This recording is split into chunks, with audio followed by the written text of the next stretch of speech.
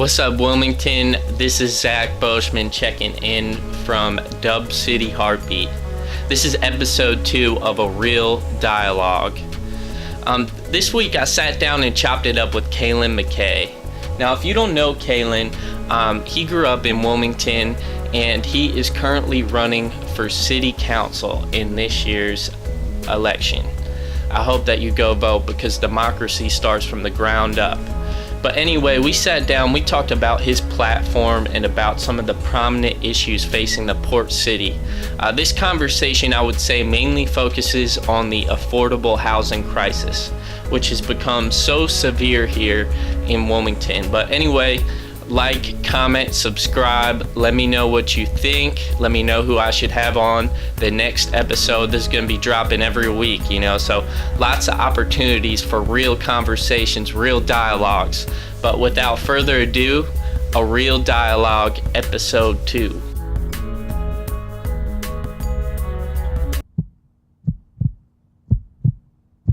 What's up to the Port City? This is Zach Beauchemin checking in from Dub City Heartbeat, and we are so stoked today because we have Caylan McKay on A Real Dialogue.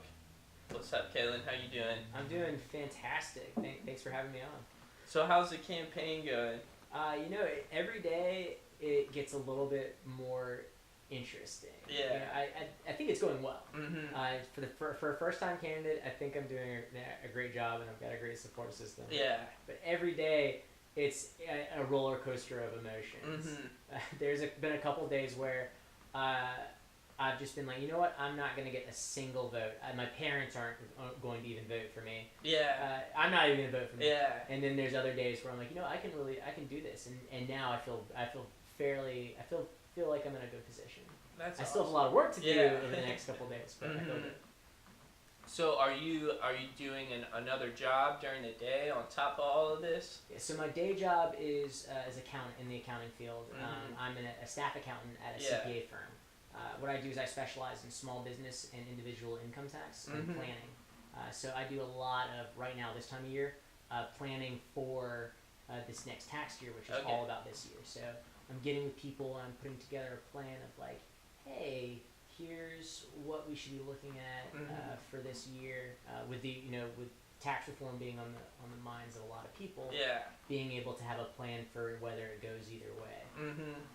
Wow, so Caylan McKay definitely pays his taxes and helps other people pay taxes. Yes.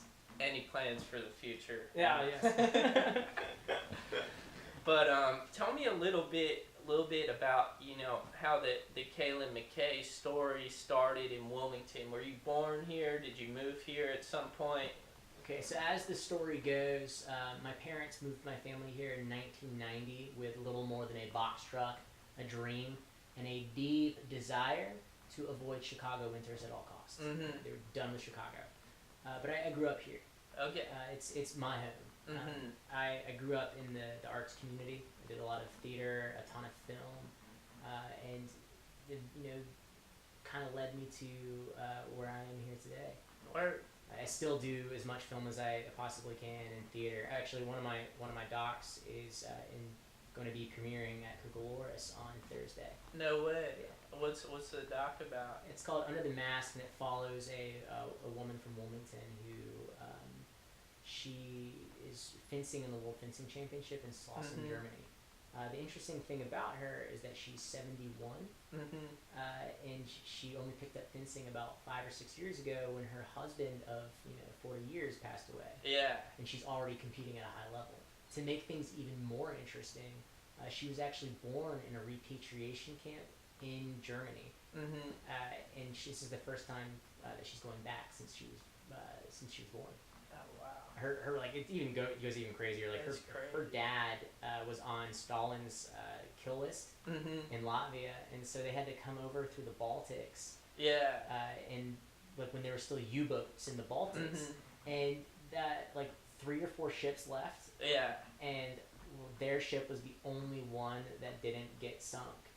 Oh my gosh. So if you had to pick like three issues, what do you think the 3 most pressing issues that are facing the port city today? So I'm gonna go with affordable housing, Mm-hmm. development and green space, lack of, Yeah. and the opioid issue. Cool. Those are I think three big ones. Affordable housing is a national issue in cities that are growing, or any city really. Yeah. But I see it as a Wilmington centric issue right now, because we have so many people that are expected to come to Wilmington. Yeah, 59,000 is it in the next 3 decades? Yeah, it's the number keeps, whatever the number is, it's a lot. I mean, I know that it constantly changes, but it's a lot. Whether or not those numbers are accurate or not, I'm not gonna even worry about them right now. What I'm gonna worry about is the people that are already here. The 116,000 inside the city limits that are some of which are struggling to pay their bills, and we're losing them to other surrounding areas. They're still working in Wilmington. Yeah. They're living in Brunswick County. They're living in Leland. They're living in Castlehane. They're living outside of Wilmington itself. Which means that they are driving into Wilmington to work, which is a larger burden on our traffic situation. Yeah. I definitely want to talk about the traffic situation and public transportation and stuff, but this affordable housing crisis is crazy. Like, when I walk through to like the north side and the Brooklyn neighborhood, north 4th, north 5th, I've seen that area change so much in the last 4 or 5 years, and that has been a really important historic black neighborhood going way back. And like the average annual salary in Wilmington's around what, like $42,000? Yeah. Maybe. Yeah. Less. Yeah. I feel like a lot of people are making much less than that. Yes, that's what I say. Yeah. We can say that we've got New Hanover County's adjusted gross income is going to be in the 40s. But if you go to our inner city, if you go to Creekwood, Turnkey, the north side, the bottom, a dry pond, all the way into the south side, I'm going to say that the adjusted gross income, don't quote me on it, but I'm going to say it's a whole lot less. Oh yeah, I believe it. I mean, so one of my first tax jobs that I actually had was working for Liberty Tax. I was a tax preparer for them for while I was still in school. Yeah. For one season.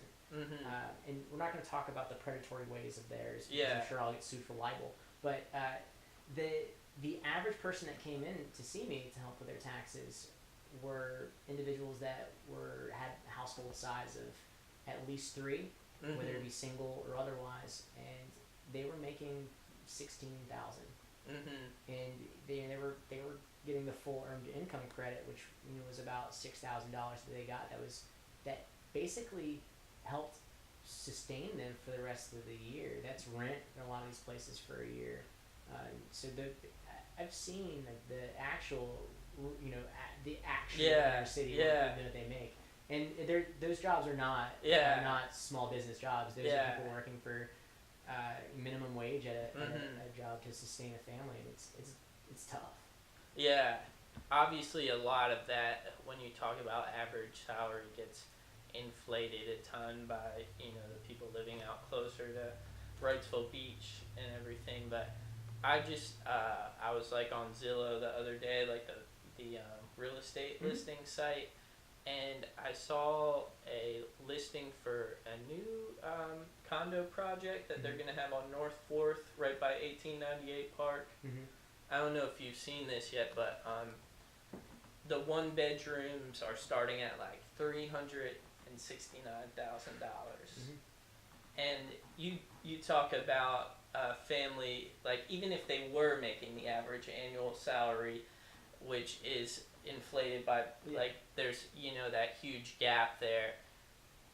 Imagine raising a family, like you can't, even if they crowd it all into that one bedroom space, it's just not practical at all. So so $300,000, that's gonna be tough for young professionals to do. For a one bedroom, I mean, okay, let's assume that you don't have student loans.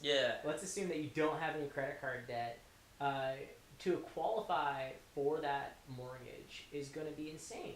Okay, let's assume that you have you're well off enough. You've been frugal enough to put 20% down.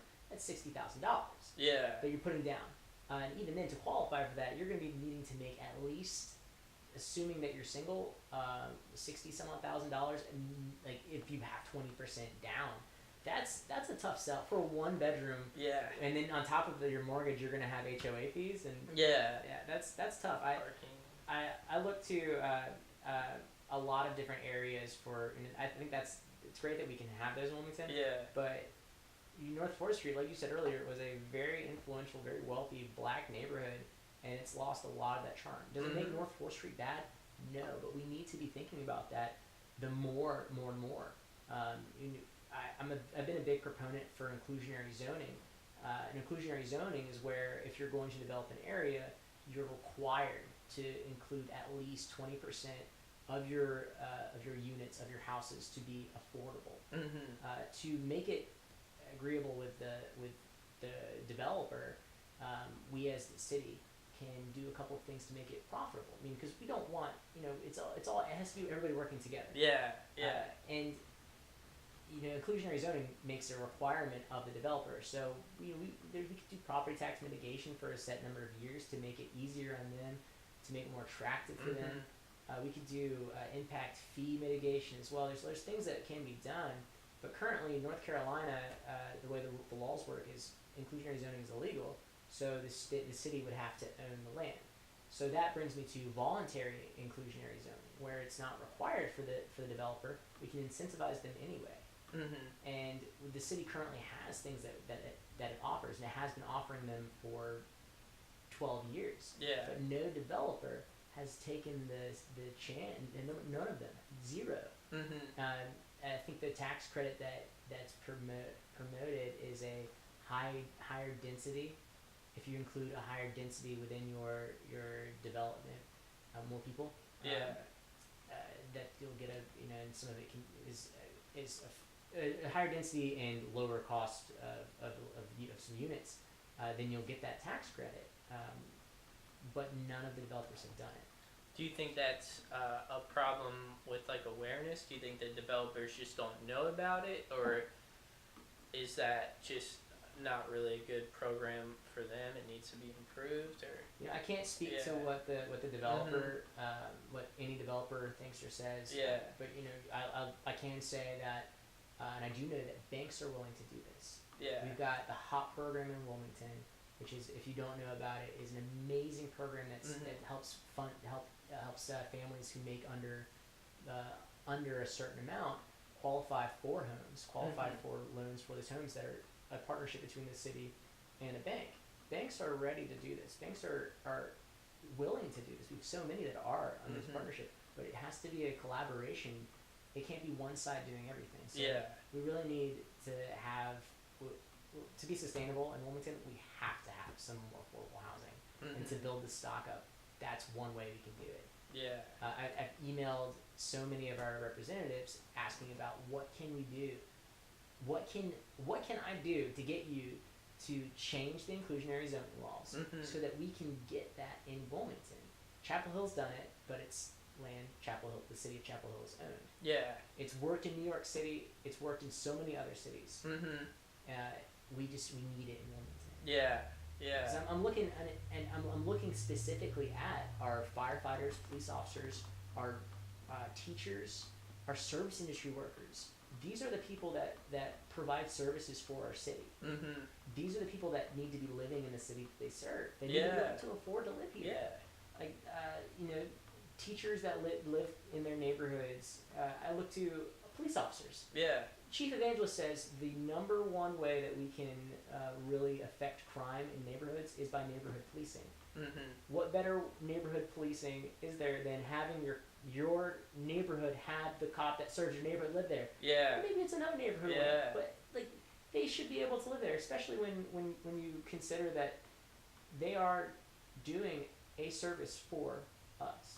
Their job is to protect and serve us. Yeah. And for a lot of us, they're doing a great job. I mean, I think that Chief Evangelist has done a great job. Mm-hmm. So I think we need to, if we're not going to pay them more, we should at least try to find a way for them to live here. I definitely agree with that. They say the first police departments in New York City where you had to live in that neighborhood to be a police officer, and you had to be elected by that neighborhood. So I read that the other day. I was like, we need that in Wilmington.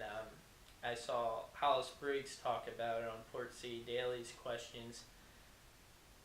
How can we bridge that distrust between young people and police? And I feel like that might be, one of the answers. I don't know.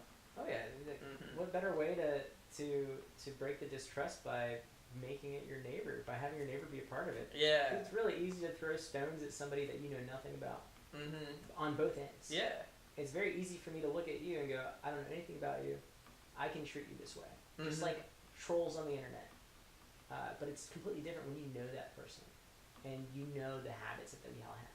Yeah. So like having that neighborhood police presence is going to be so beneficial for our city moving forward, especially as our greater downtown expands and grows. Mm-hmm. So back to the affordable housing. One of my good friends rented a house about 5 years ago on North 5th Street, and he became really close with some of his neighbors there.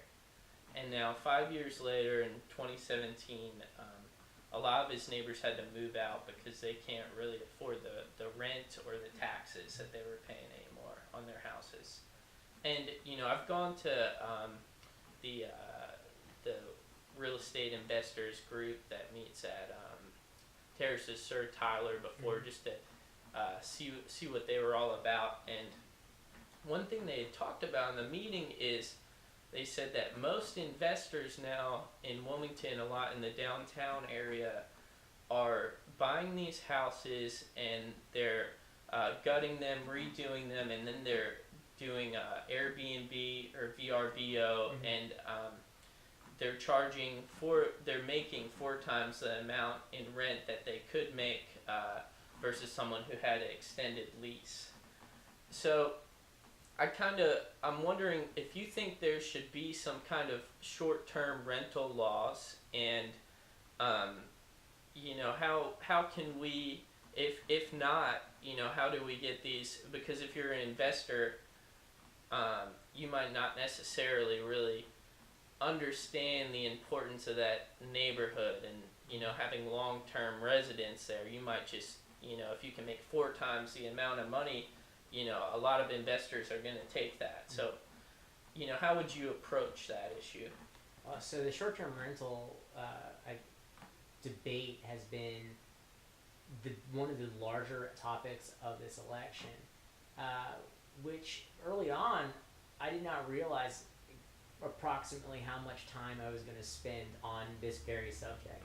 I thought we were going to talk about the environment a whole lot. I thought I was going to research a lot about the environment. I thought we were going to development, obviously, and so many other aspects. But I devoted so much of my time at the beginning of this election to short-term rentals. And what I came up with was this. We obviously need regulation. So I'm for smart, well-researched, statistic-driven regulation that works for Wilmington. I look at Charleston as a good example. What they did was they put together a short-term rental task force made up of the citizens on both sides of the argument that were able to put together a regulation that works for Charleston. That regulation is actually coming out in the next month or so, so I'm interested to see what actually comes out of that. And I think the same could be done for Wilmington. Because right now what we have is we've got 2 groups of people that are at opposite ends of each other that are monologuing at each other. And monologues are not my favorite because it doesn't leave any room for listening. I'm a fan of dialogues. Like having a real dialogue. Real dialogue. Yeah. So let's create a dialogue. Let's appoint these people to this task force.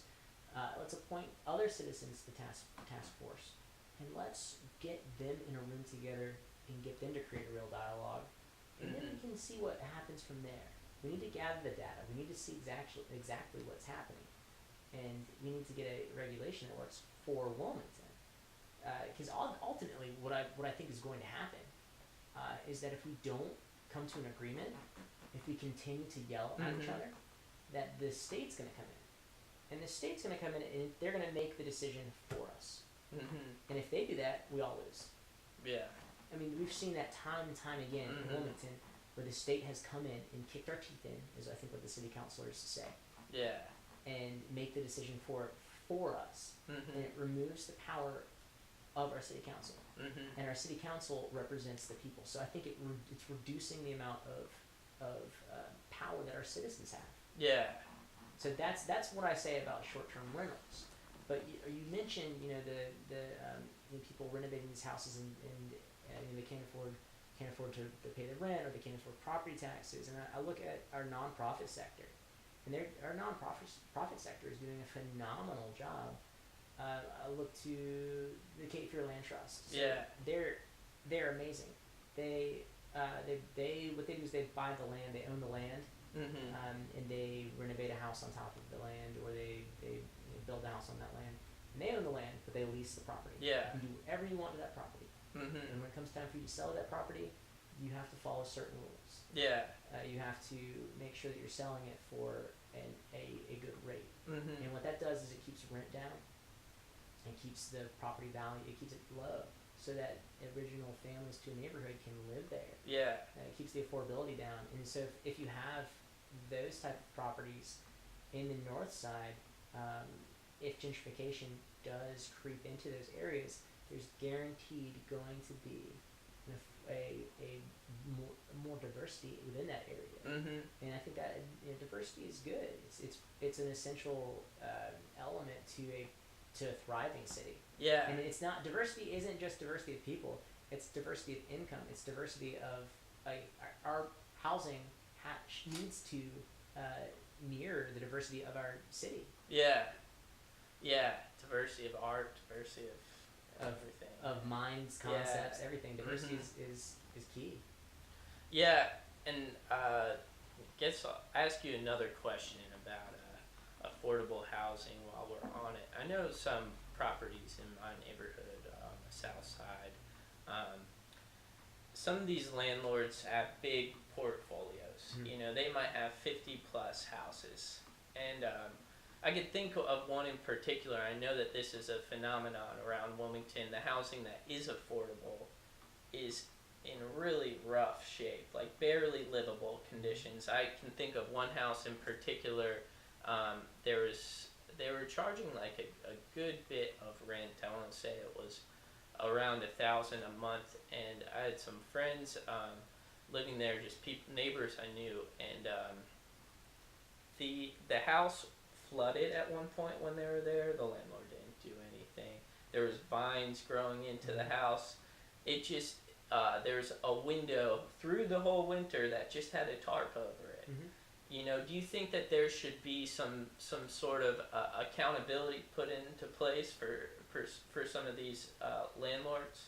So I think you're calling them landlords, but let's be real, they're slumlords. Yeah. I just listened to an NPR study, or an NPR story about slumlords in, I think it was Texas. It might have been Dallas, Texas.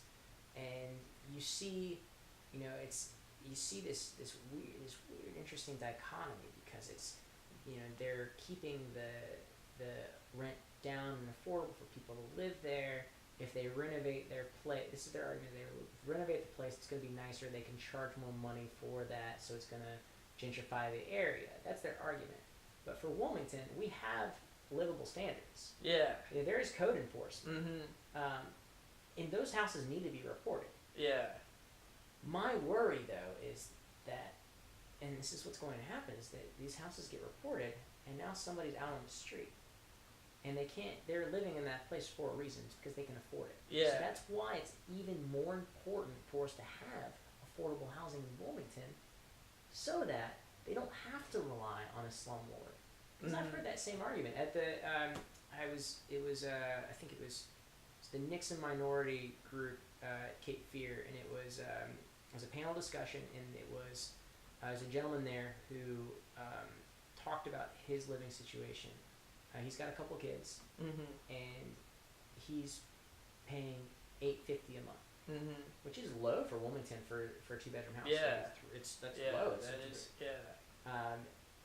But he's like, he finally found that place. It's a good place for him to live. But prior to that, he went to a place and it was $950 for a place, and it had bed bugs, and it had, you could see it was infested. And the guy said, I'm not gonna pay this much. I'll pay you $700 for this. Yeah. I can't spend $1,000 on a month on a place that's infested with roaches and with holes in the window and the wall. And the guy was like, whatever, step off, keep walking. I'll find someone to do it. Gosh. And instead of spending the money on renovating that house or eliminating the bug infestation, he's just willing to wait until someone else who can. Someone's desperate enough to get in there. That's terrible. Yeah. And that shows you that we are in a crisis. Somebody told me the other day, I was actually during a candidate forum, somebody said, oh, I don't think we're in an affordable housing crisis. And I that's the bullshit. We're not. I'm sorry, pardon my French, but we are absolutely in it. Just because it doesn't affect the people that you associate with, does not mean that we're not in a crisis. Yeah. Until you live a moment in those shoes, you cannot say we're not in one. I mean that's what I think. I'm very privileged. Yeah. That I can afford to live where I live. But that does not mean that I don't think about the people that aren't as fortunate as me. Yeah, I could think of a few people right now that had a roof over their heads, and now as it's getting colder, they were, evicted because the landlord wants to make the house nice and sell it. So now they're, sleeping on park benches and stuff. And you don't feel like in Wilmington, I don't want any of my fellow citizens to have to go through that. Yeah. I mean, if I'm an employer that wants to relocate my job to an area, I'm going to look at that. I'm going to look at. I'm going to see. All right. Well, let's look at the quality of life within an area. Wilmington has a pretty good quality of life. We're right by the beach. We've got a thriving downtown. We've got a good city. We've got a great city. But then you look at if I'm still this employer, I'm going to look, where are my employees, my lower tiered employees going to live? Where are they going to, can they afford to live in this area? Are they going to have to drive into the city to work? How far are they going to have to live away before they can actually afford to live there? They're going to look at the other side of the quality of life. They're going to look at the opioid epidemic. They're going to look at so many other facets. There are so many things that Wilmington has in spades. So that means that we need to be looking at things that we can do. Because while our nonprofit sector is doing a wonderful job in those areas of helping rehab houses and helping with affordable housing, but we cannot be the only. We shouldn't have to rely on our nonprofit sector alone. They're already stretched thin. That's why it has to be collaboration between the developers, between the bankers, between the city and nonprofits. It's work together for Wilmington, because we're all when everyone in Wilmington thrives, all of Wilmington thrives. A rising tide lifts all boats. And I think affordable housing is a key to that. With affordable housing, we're going to have less crime in Wilmington, less people that are experiencing scarcity. We're going to have, that's a fact. When you have more money to spend on things, you will have less of a less drive to commit a crime to be able to survive. I'm happy that you said that, because when a candidate or somebody, a politician says, oh, we need to be, tackle crime, and that'll be part of their platform, but they won't talk about the root causes of it.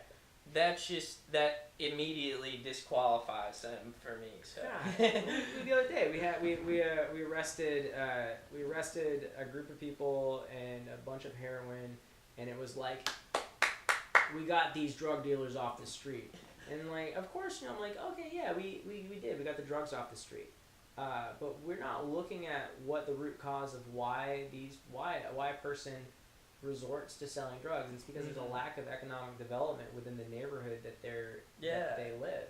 I mean, I mean, of course people are going to resort to crime. Yeah. Because that's what they see is it means to them. They can work 29 or 30 hours a week at Checkers and make $500 every 2 weeks or something. Yeah. I'm sorry, that math is terrible. I should be ashamed of myself. But like they can work that minimum wage job. Yeah. And work their butt off. Yeah. And not have time to do anything, or they can resort to something that they know is going to be lucrative. Yeah. I mean, do I think it's a good thing that they're selling drugs? No, absolutely not. But we have to be looking at what's causing that. What's the root cause of that?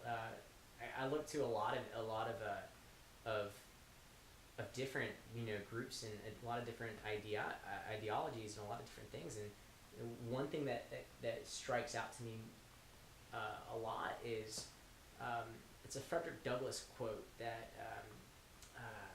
was made popular by Dr. Martin Luther King, and it was, "It's easier to build a strong child than fix a broken man." I love that quote. Yeah. Starts in the first years of development. And so those are the groups that we need to be thinking about. Yeah. Takes me to the point, it takes a village to raise a child, and I truly believe that. And you being a younger guy, the youngest candidate probably. I think by 7 years between me and Philip White. Yeah. And then Philip White to the next candidate, I think, is maybe 15 years at the and then it goes up from there. So I feel like we got all this technology, and we're just kind of consumed by it. And I think that even though we have the ability as a community to be more connected, there's almost a disconnect there.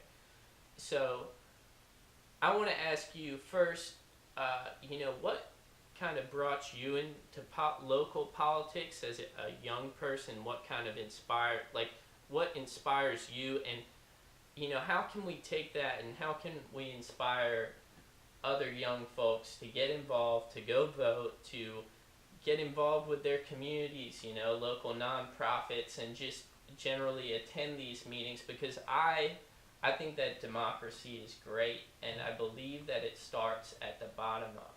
It's a grassroots thing, and if we don't pay attention to it, then corruption starts from the bottom up. How do we get that younger generation to kind of take ownership in the community?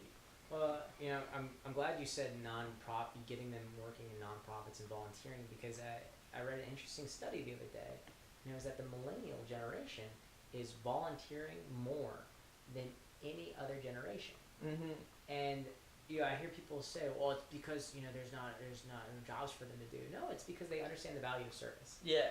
We see it. The generation before us, their involvement in service was 9/11. So it was patriotism. It was a lot of people joined the military. That's their service. Yeah. That was their service. That was their contribution. And my brother's one of them. I'm not strong enough to join the military. I'm not. My service though is my community. Yeah. Giving back to the place that I live, that I've grown up.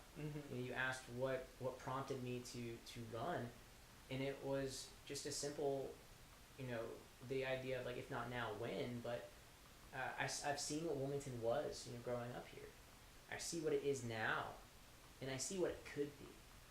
I don't think that the city council has done a bad job, but I do believe that my voice, my vision, my new fresh perspective eyes, my desire to collaborate with experts, with individuals in our community, to listen, is going to be an asset. Is going to be something that is that's for the betterment of Wilmington's growth, because we could continue down this path we are now, and maybe it'll be good. Or maybe we'll end up more like Mo Beach. Some people love Mo Beach. I look at the preservation of our green spaces. One of the most wonderful aspects of Wilmington, when you drive by these trees and you feel your blood pressure, while sitting in traffic, but you drive by streets, you feel yourself calm. Yeah, that Spanish moss. Oh man, you see, now it's so important for us to be able to be in our natural environment, for there to be animals that have a natural environment, for our kids to be able to have fun and climb trees and fall off the trees and break their arms, and maybe not, but that's those are important things. The other side of it, though, the what I look at is an equally as important aspect is stormwater remediation. Mm-hmm. When a hurricane comes to Wilmington, because there's going to be another event that happens. Where's this water going to go? I mean, it rains a little bit, and New Center floods. Yeah.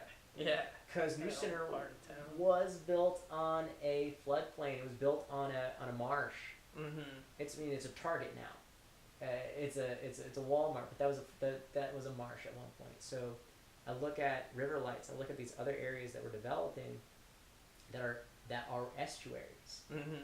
We need to be preserving those areas, because those are going to be the areas that help protect us from hurricanes. Yeah. From the water, from not even a hurricane, tropical storm, any amount of event that carries that much water. Yeah. We look at Houston. Houston was incredibly overdeveloped with no zoning laws. Mm-hmm.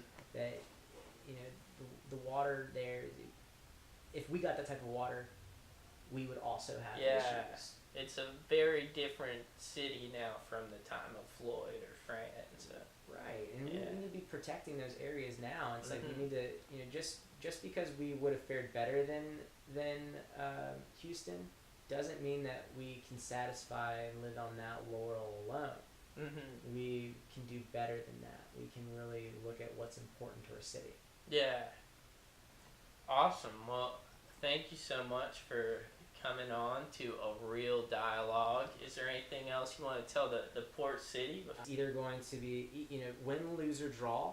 I care about this city, and I think that we need to continue to strive for greatness, and not just greatness for our people that have the means, but greatness for all members. Like I said earlier, a rising tide lifts all boats.